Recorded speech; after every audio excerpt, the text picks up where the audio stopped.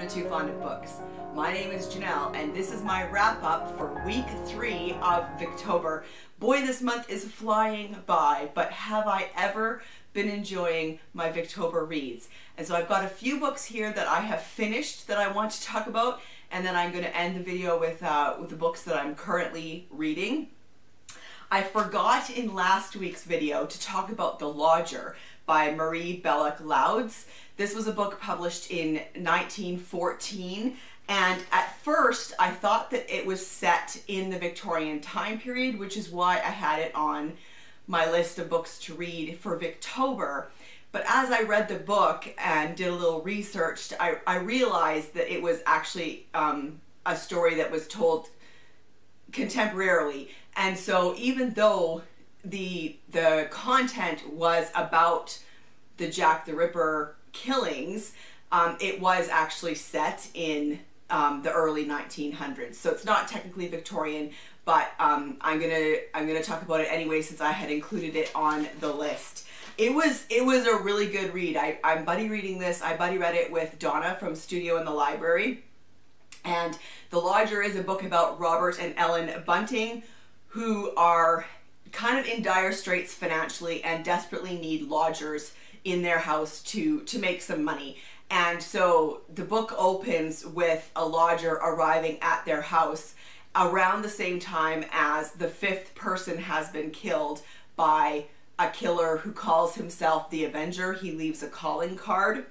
And I really enjoyed it. It was really good. It was tense. It was fascinating to kind of see how the tension built and how Robert and Ellen each reacted to this lodger at their house.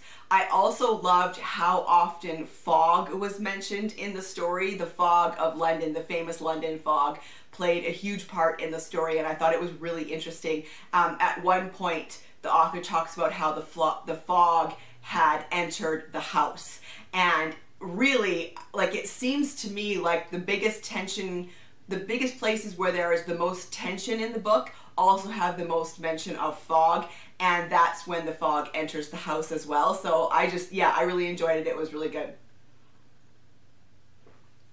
I also finished The Mayor of Casterbridge by Thomas Hardy. This was the group read, and I have not actually read very much Thomas Hardy. I had to read the Tess of the D'Urbervilles in high school, and I hated it.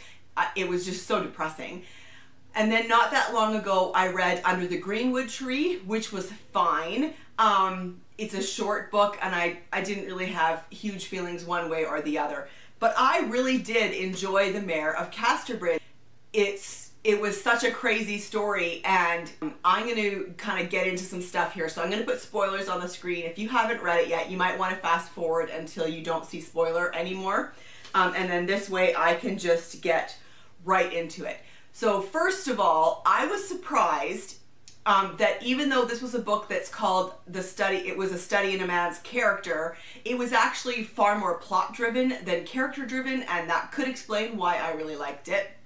Although the characterization was also really good. But the plot, there was twice in this story where I gasped audibly at something that happened in the book.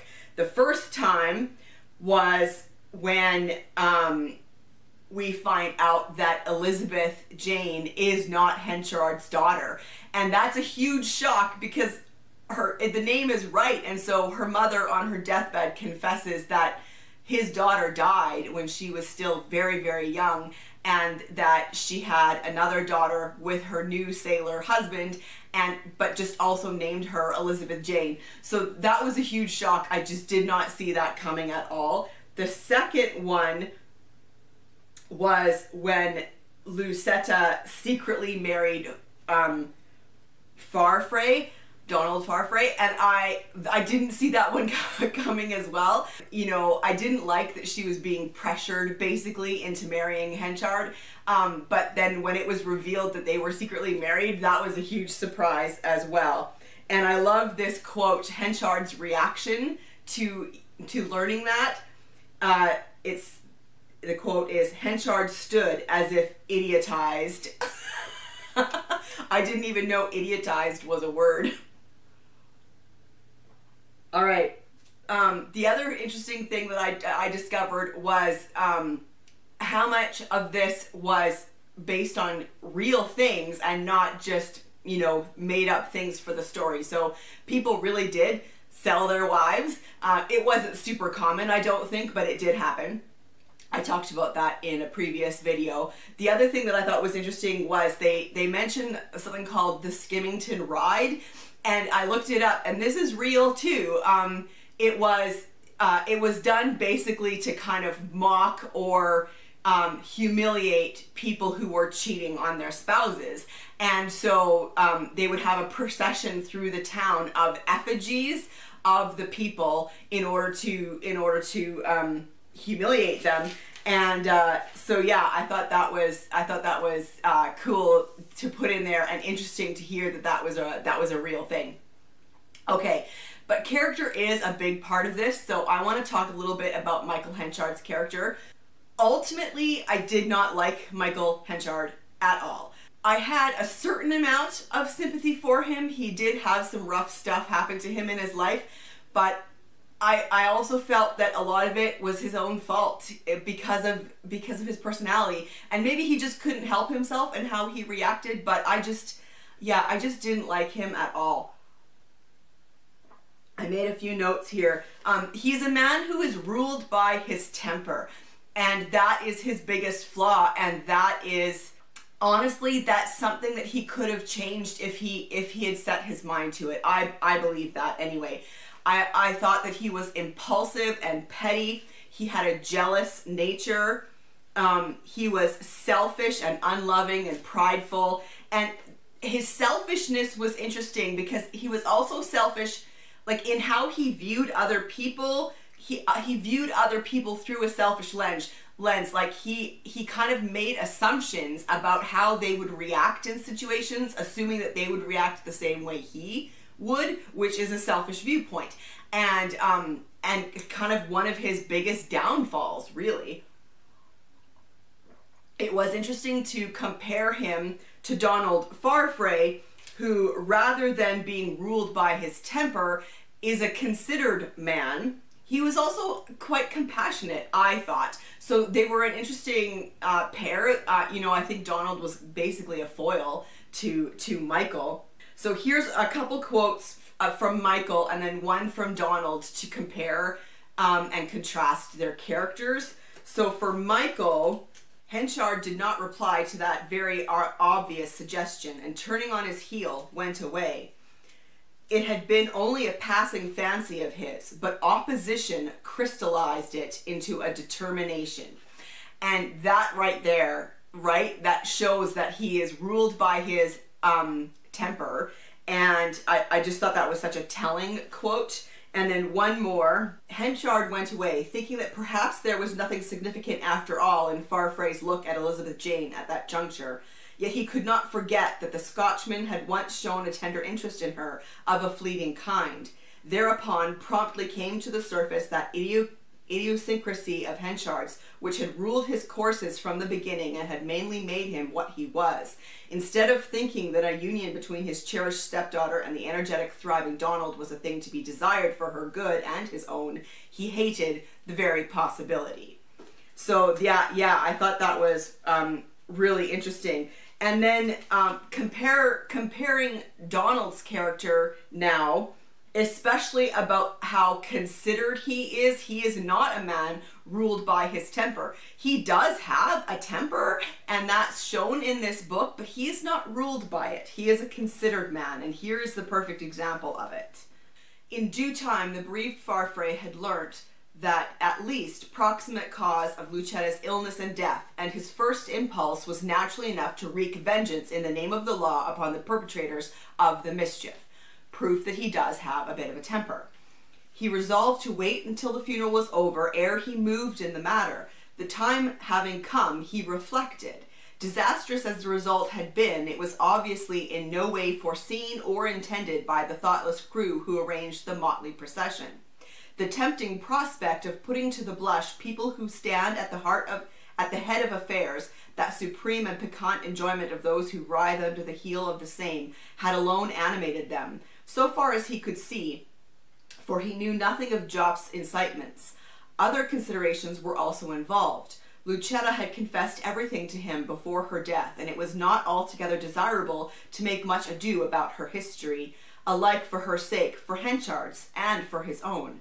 To regard the event as an untoward accident seemed to Farfrae truest consideration for the dead one's memory, as well as best philosophy.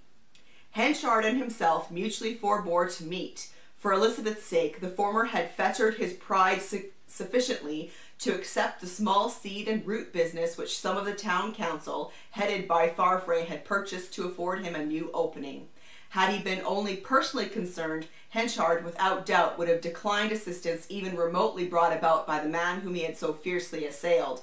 But the sympathy of the girl seemed necessary to his very existence, and on her account pride itself wore the garments of humility.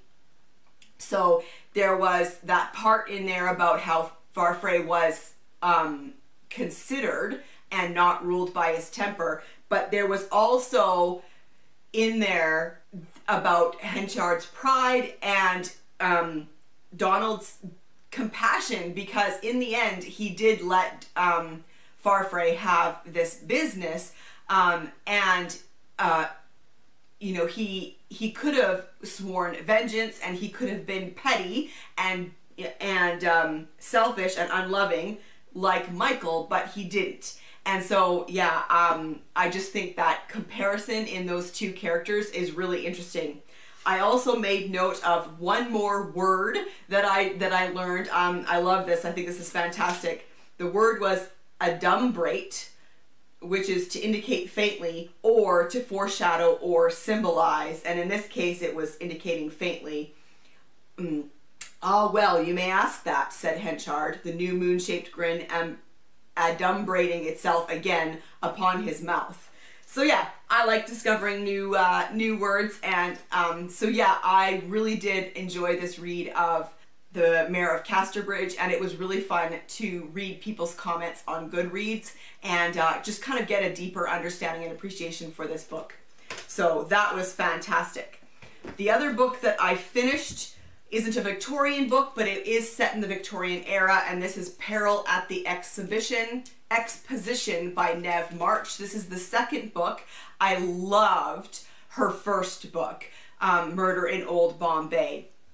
This one takes place in the United States at the World's Fair, which I thought was really interesting. And so Captain Jim and Diana are in Boston, and he's working as a detective for the Dupre agency, and he gets sent to Chicago to investigate the disappearance of another one of their detectives. I have to say though, I was slightly disappointed. Maybe my expectations were too high because of how much I loved Murder in Old Bombay, but I just didn't love this one as much. This one was told from the perspective of Diana in the first person, which was totally fine. We did get a little bit of first person from Jim, but mostly it was from Diana. And I'm just not entirely sure what it was about this book that I didn't love as much as the first one. Some of Diana's actions, maybe. I don't know. I honestly don't know. I did enjoy it, but not nearly as much as I was hoping that I would. Okay, moving on then to some short stories that I read. In Hunted Down, I read two of the short stories, Nemesis and The Drunkard's Death. Okay, Nemesis, this one is interesting because it's not actually a short story. The author took a section from Martin Chuzzlewit, and it's the summation of Nadgett towards the end of the book. And the reason he included it was because he calls it a groundbreaking summation by a private investigator, and he thinks that it's the first private investigator in literature. So that one was interesting, but I've never read Martin Chuzzlewit, so I was a little bit lost, but it was an interesting read. The second one, The Drunkard's Death, was something that he wrote in 1836. And the editor of this says it paints a remorselessly grim picture of Victorian London, as well as depicting two of the forerunners of today's celebrated undercover cops. And I did enjoy that short story as well. It was good. So I am definitely going to be continuing with the short stories in here. And I thought that I would show you a couple of these illustrations. This is an illustration by Fizz from Martin Chuzzlewit.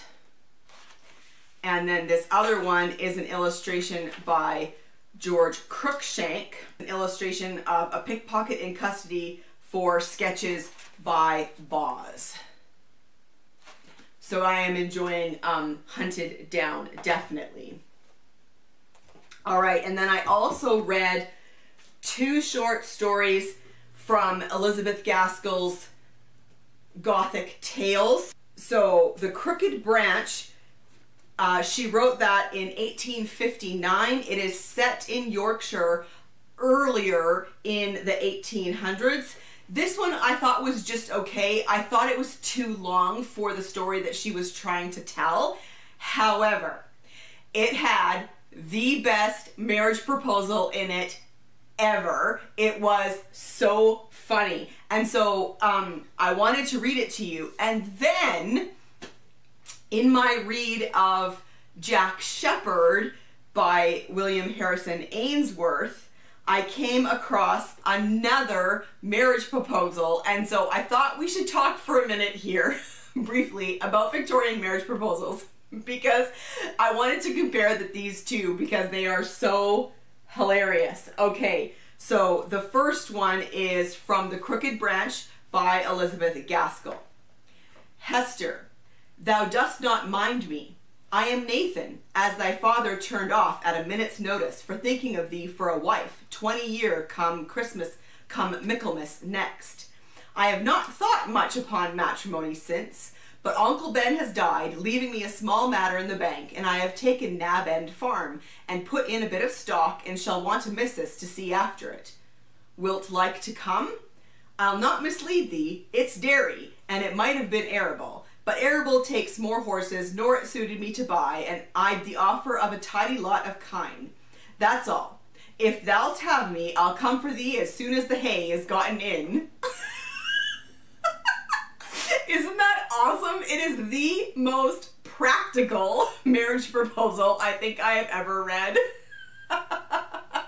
and all awesome. Like, he's like, okay, so I have a farm, but you can't work the land. It's just a dairy farm. Will you still have me? Like, it's just, it was so, so funny. Okay, now compare that to this marriage proposal from Jack Shepperd by William Harrison Ainsworth.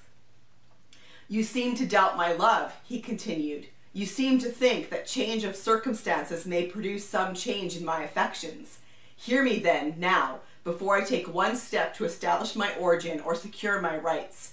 Whatever those rights may be, whoever I am, my heart is yours. Do you accept it?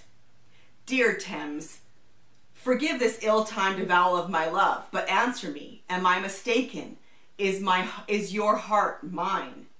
It is and has ever been, replied Winifred, falling upon his neck. Lovers' confidences should be respected. We close the chapter. Isn't that fantastic? I thought that was such a romantic proposal. Whatever those rights may be, whoever I am, my heart is yours. Do you accept it? Isn't that great? Okay, so that's compare those two marriage proposals. What do you think? Do you have any memorable marriage proposals from Victorian literature that you've read? I would love to hear about them in the comment section down below and what you think. Do you think marriage proposals were more often practical or more often romantic? I think that's an interesting thing to think about. Okay, the other short story in here that I read was called Curious If True, extract from a letter from Richard Whittingham, Esquire. She wrote this in 1860 and it's set in France. And I really liked this one. This one kind of had this Gothic feel, and Elizabeth Gaskell was playing around with the fairy tale. I really enjoyed that one. That was great. I am currently reading the last one in this book, which is called The Grey Woman. It's set in Germany. It's a longer short story, though. It's about 50 pages long, and I've read portion 1. She's got them separated into portions, which I've never read before. But I'm really enjoying that one, so I will talk about that one in my next week's wrap-up. Other books that I am continuing, I'm continuing Jack Shepperd. I have about 150 pages left of that one. And now I need to talk about Poor Miss Finch by Wilkie Collins. I am reading this with Miriam and doing a buddy read with this, and I am loving this book, and I am loving our discussions that we've had so far about this book. It is, I have to say, it is the funniest Wilkie Collins that I have read to date. It is a bit different from his other ones. It's not as sensational. It is definitely more of a domestic story, but it is so funny. The narrator herself, Madame Pratolungo, is hilarious, but there are also just bits in here that are so funny. And so I just wanted to read you a few things that just cracked me up. All right, so first of all, was this resolution solely inspired by my interest in Lucilla, or had my own curiosity been all the time working under the surface and influencing the course of my reflections unknown to myself? I went to bed without inquiring. I recommend you go to bed without inquiring too. Isn't that great? I just love how we just really get into the mind of this narrator. There's a character called Jix. She's a 3-year-old, and Madame Pratolungo discovers that she is Lucilla's little sister. But when we first meet her, Madame Pratolungo has no idea who she is, and so this introduction of Jix is so funny. There walked in at the open door of the room, softly, suddenly, and composedly, a chubby female child who could not possibly have been more than 3 years old. She had no hat or cap on her head. A dirty pinafore covered her from her chin to her feet. This amazing apparition advanced into the middle of the room, holding hugged under one arm a ragged and disreputable-looking doll, stared hard, first at Oscar, then at me, advanced to my knees, laid the disreputable doll on my lap, and pointing to a vacant chair at my side, claimed the rights of hospitality in these words: "Jix will sit down." How was it possible under these circumstances to attack the infamous system of modern society? It was only possible to kiss Jix. "Do you know who this is?" I inquired as I lifted our visitor onto the chair. Oscar burst out laughing. Like me, he now saw this mysterious young lady for the first time. Like me, he wondered what the extraordinary nickname under which she had presented herself could possibly mean. We looked at the child with its legs stretched out straight before it, terminating in a pair of little dusty boots with holes in them, lifted its large round eyes, overshadowed by a penthouse of unbrushed flaxen hair, looked gravely at us in return, and made a second call on our hospitality as follows: "Jix will have something to drink." Isn't that fantastic? And then one more. Oh, sorry, a couple more. "I am, if you will be so good as to remember, constitutionally French, and therefore constitutionally averse to distressing myself, if I can possibly help it. For this reason, I cannot really summon courage to describe what passed between my blind Lucilla and me when I returned to our pretty sitting room. She made me cry at the time, and she would make me, and perhaps you, cry again now, if I wrote the little melancholy story of what this tender young creature suffered when I told her my miserable news. I won't write it. I am dead against tears. They affect the nose, and my nose is my best feature. Let us use our eyes, my fair friends, to conquer, not to cry." Oh man, I love Madame Pratolungo. All right, and then there is this bit that describes Mr. Finch, Lucilla's father, reading out loud and people's reactions to him reading out loud, and this whole section was so funny. But I'm just going to read you just the beginning and then a reaction in the midst of it. I have thus far quite inadvertently omitted to mention one of the prominent virtues of Reverend Finch. He was an accomplished master of that particular form of human persecution which is called reading aloud, and he inflicted his accomplishment on his family circle at every available opportunity. Of what we suffered on those occasions I shall say nothing. Let it be enough to mention that the rector thoroughly enjoyed the pleasure of hearing his own magnificent voice. And on this evening, he's reading to them from Hamlet. And so the way it's written, what he reads, and then in brackets, his and the family's reactions. And so here is one of the reactions. Madame Pratolungo begins to feel the elocutionary exposition of Shakespeare, where she always feels it, in her legs. She tries to sit still in her chair. Useless. She is suffering under the malady known to her by bitter experience of Mr. Finch, as the Hamlet fidgets.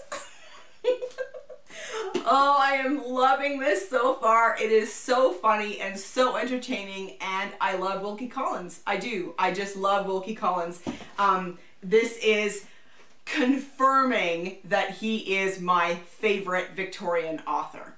Okay, there you have it. That is what I have been reading this week. Let's chat in the comment section down below. Let's talk about Victorian marriage proposals. I would love to hear your opinions of ones that you've read and whether they are more practical or more romantic. And I would love to hear what you've been reading this week for Victorian literature as well. And I will see you for another video soon. Bye.